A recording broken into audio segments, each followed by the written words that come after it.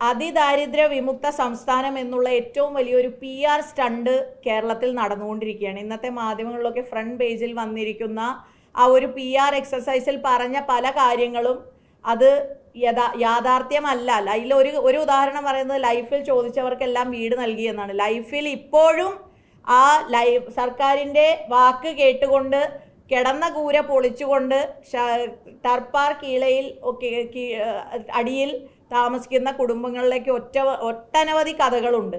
ഞങ്ങൾ മഹിളാ സാഹസ് കേരള യാത്രയുമായി 1474 മണ്ഡലങ്ങളിലേക്ക് 9 മാസക്കാലം 30,000 കിലോമീറ്ററിൽ പരം മഹിളാ കോൺഗ്രസ് യാത്ര നടത്തി.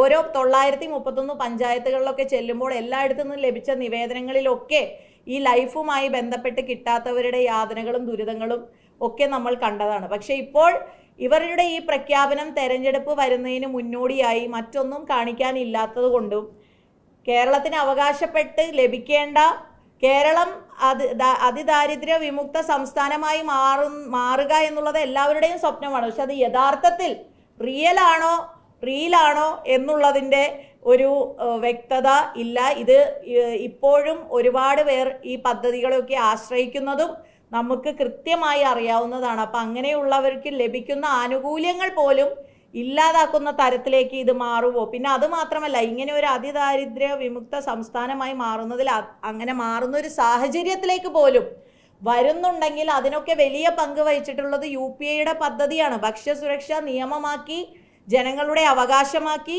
മുലയൂട്ടുന്ന അമ്മമാർക്ക് 9,000 രൂപ വരെയുള്ള കാര്യങ്ങൾ, അതേപോലെ ഗർഭിണികൾക്ക് ഉൾപ്പെടെയുള്ള കാര്യങ്ങൾ, ഇതെല്ലാം കൃത്യമായ അവകാശമാക്കി മാറ്റിയത് UPA സർക്കാരിൻ്റെ മൻമോഹൻ സിംഗ് പ്രധാനമന്ത്രിയായിരുന്ന കാലയളവിൽ ചെയ്ത ഒരു സാഹചര്യത്തിലാണ്.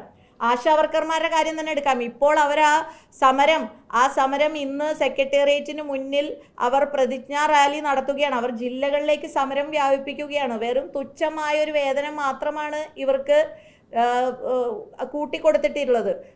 UDF പ്രഖ്യാപിച്ചു കഴിഞ്ഞു. ആദ്യത്തെ ഏറ്റവും പ്രധാനപ്പെട്ട തീരുമാനങ്ങളിൽ ഒന്നായിരിക്കും UDF വരുമ്പോൾ ആശാവർക്കർമാരുടെ കാര്യത്തിൽ കൈക്കൊള്ളുക എന്നുള്ളത്. പക്ഷേ ഈ ഗവൺമെൻറ് ആശാവർക്കർമാരോട് ചെയ്ത ഒരു അനീതി ഈ സമരം തുടങ്ങിയപ്പോൾ മുതൽ CITU ഉൾപ്പെടെയുള്ളവർ ഈ സമരത്തെ തള്ളിപ്പറയുന്ന സാഹചര്യം ആണ് കണ്ടത്. ഈ ഗവൺമെൻറ്റും ആശാപ്രവർത്തകരെ അവഹേളിക്കുകയാണ് യഥാർത്ഥത്തിൽ ചെയ്തത് എന്നുള്ളതാണ് യാഥാർത്ഥ്യം. ഈ കഴിഞ്ഞ ഫെബ്രുവരിയിൽ ഇവിടെ കൊട്ടിഘോഷിക്കപ്പെട്ട് കോടികൾ മുടക്കിക്കൊണ്ട് ഗ്ലോബൽ ഇൻവെസ്റ്റ്മെൻറ്റ് മീറ്റ് നടത്തി. ആ ഗ്ലോബൽ ഇൻവെസ്റ്റ്മെൻറ്റ് മീറ്റിൽ പറഞ്ഞത് 1.5 ലക്ഷം കോടിയുടെ നിക്ഷേപ നിർദ്ദേശങ്ങൾ സർക്കാരിന് ലഭിച്ചു. ഈ നിക്ഷേപ നിർദ്ദേശങ്ങളുടെ എന്താണ് അതിൻ്റെ ഒരു സ്ഥിതി? അതിനെക്കുറിച്ച് ഇതുവരെയും ഒന്നും പിന്നീട് കേൾക്കുന്നില്ല, ഒന്നും മിണ്ടുന്നില്ല.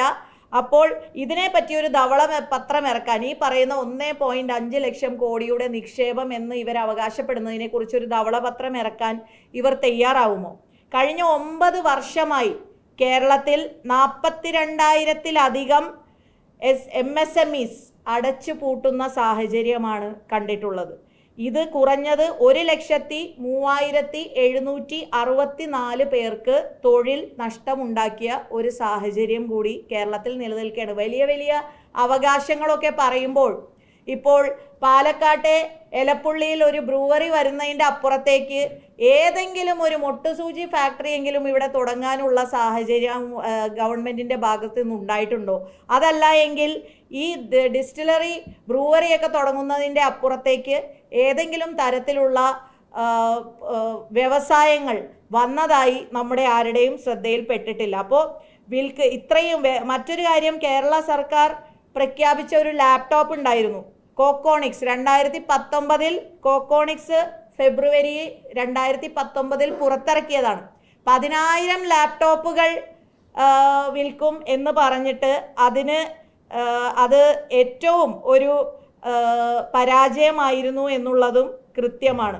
1.44 ലക്ഷം, എൻ്റെ ഭാഗത്തുള്ളൊരു മിസ്റ്റേക്ക്, 1.44 ലക്ഷം ലാപ്ടോപ്പുകൾ വിൽക്കുമെന്ന് പറഞ്ഞെങ്കിലും 10,000 പോലും വിൽക്കാൻ, അതേക്കുറിച്ച് പിന്നെ എല്ലാം ഭയങ്കര കൊട്ടിഘോഷിക്കലാണ്. അതിൻ്റെ അപ്പുറത്തേക്ക് ഒന്നും സംഭവിക്കുന്നില്ല. K-ഫോൺ പദ്ധതിയുടെ കേരള സർക്കാരിൻ്റെ മുഴുവൻ പദ്ധതി ചെലവ് ഏകദേശം 1,516 കോടിയാണ്. പക്ഷേ K4ന്റെ കാര്യത്തിലും പരാജയമാണ് സംഭവിച്ചത് എന്നുള്ളത് അറിയാം. അപ്പോൾ ഇത്തരത്തിലുള്ള പരാജയങ്ങളുടെ കഥകൾ ദിവസവും എന്ന പോലെ കേൾക്കുമ്പോൾ, കാണുമ്പോൾ, ദുരിതത്തിൽ നിന്നും ദുരിതത്തിലേക്കൊക്കെ തള്ളി നീക്കപ്പെടുമ്പോൾ, വിലക്കയറ്റം രൂക്ഷമാകുമ്പോൾ അതിനെയൊന്നും പിടിച്ചു നിർത്താനായി ഒന്നും ചെയ്യാതെ കണ്ണിൽ പൊടിയിടാനുള്ള കൺകെട്ട് വിദ്യയുമായി ഈ സർക്കാർ മുന്നോട്ട് പോകുമ്പോൾ ഇതിനെയൊക്കെ ഏറ്റവും കൂടുതൽ ദുരിതം അനുഭവിക്കുന്നത് കേരളത്തിലെ സ്ത്രീകളാണ്, അമ്മമാരാണ്, കുടുംബിനികളാണ്, കുടുംബ ബഡ്ജറ്റുകളാണ് തകരുന്നത്. അപ്പോൾ ഏതെങ്കിലും ഇലക്ഷൻ വരുമ്പോൾ അതിന് തൊട്ടു മുൻപിൽ ഒരു പ്രഖ്യാപനം നടത്തുന്നത് അത് തന്നെ വളരെ ജനങ്ങളെ ഇത്രയും നാൾ പറഞ്ഞ് പറ്റിക്കുന്നതിന് തുല്യമാണ്. കേരളത്തിലെ ജനങ്ങൾ ഇതേക്കുറിച്ചൊക്കെ ബോധ്യമുള്ളവരാണ്. ഞങ്ങൾ മഹിളാ കോൺഗ്രസ് വരാൻ പോകുന്ന തദ്ദേശ തെരഞ്ഞെടുപ്പിനായി പൂർണ്ണമായും സജ്ജമായി കഴിഞ്ഞു. UDFന്റെ കോൺഗ്രസിൻ്റെ വിജയം ഏറ്റവും 2010 നമ്മളൊക്കെ കണ്ടിട്ടുള്ള ഏറ്റവും വലിയ വിജയം, അതിനേക്കാൾ വലിയ വിജയം ഈ തദ്ദേശ തെരഞ്ഞെടുപ്പിൽ UDFനും കോൺഗ്രസിനും ഉണ്ടാവും.